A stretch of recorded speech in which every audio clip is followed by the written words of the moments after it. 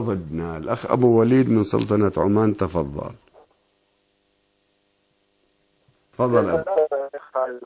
عليكم السلام.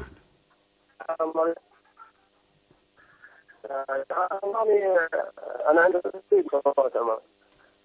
تفضل. سؤال يا شيخ بالنسبة للحديث قبل عليه السلام. نحن السنة لا وجود، وجئتنا بألف عالم سني يدين.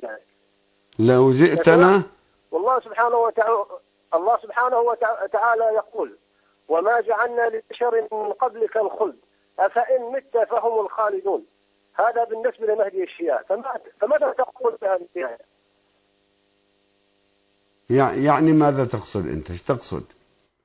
يعني هذا خلود إذا مد الله في وما جعلنا لبشر من قبلك الخلد أفإن مت فهم الخالدون. طيب، يعني تقول يا أبو وليد أنت تؤمن بوجود أنت تؤمن بوجود المهدي، مهدي الشيعة، بوجود حيا للآن، وأنت تؤمن بوجود الدجال من ألف. لا، أنت تؤمن. شوف في مسلم عمر ما قال الدجال ولد؟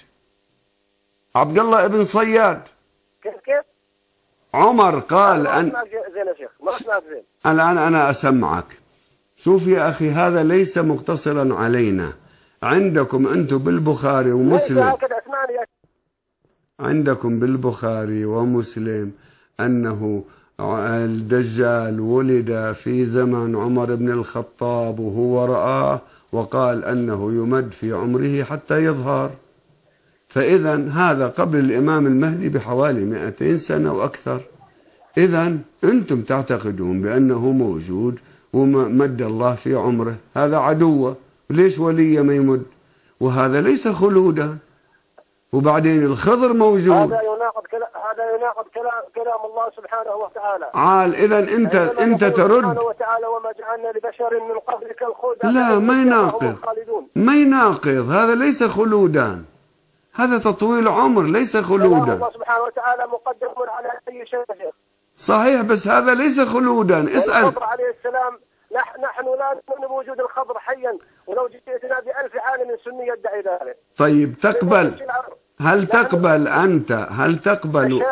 هل تقبل حديث الدجال عبد الله ابن صياد؟ أو تكذب البخاري ومسلم؟ تكذب البخاري ومسلم؟ هناك أحاديث موضوعة وغير صحيحة، أنت تأخذ من هنا وهناك. لا، بخاري ومسلم، البخاري ومسلم تقبل حديثهم أو لا؟ على أي حال ماذا نصنع؟ هذا من الأذهان اللي يتكلم عنها شيخ الأزهر الله يحفظه. يا إخواني الأعزاء، مسألة تمديد العمر ليست خلودا.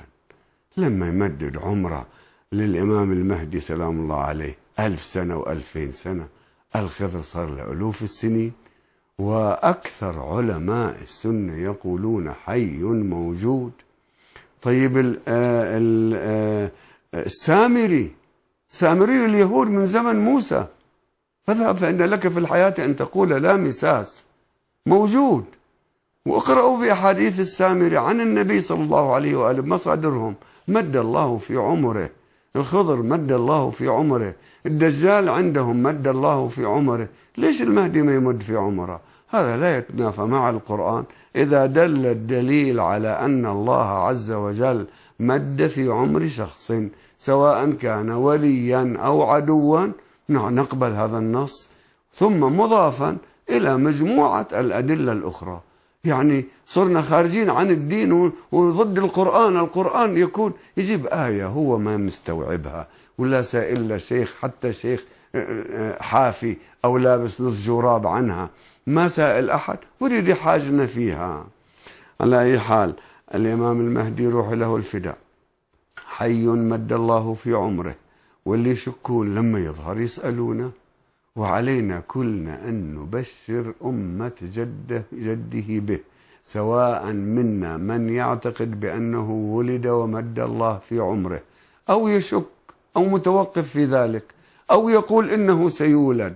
على كل المسلمين أن يزرعوا في الأمة الأمل ويقول لهم المستقبل لكم والمهدي آتي والدين لابد أن يظهره الله على الدين كله. لما تعطي الأمل لهؤلاء، تعطي الأمل لمثل السلطة الفلسطينية أن المستقبل لكم وليس لأولئك، أولئك سيهزمون، أولئك سيرحلون من هذه المنطقة.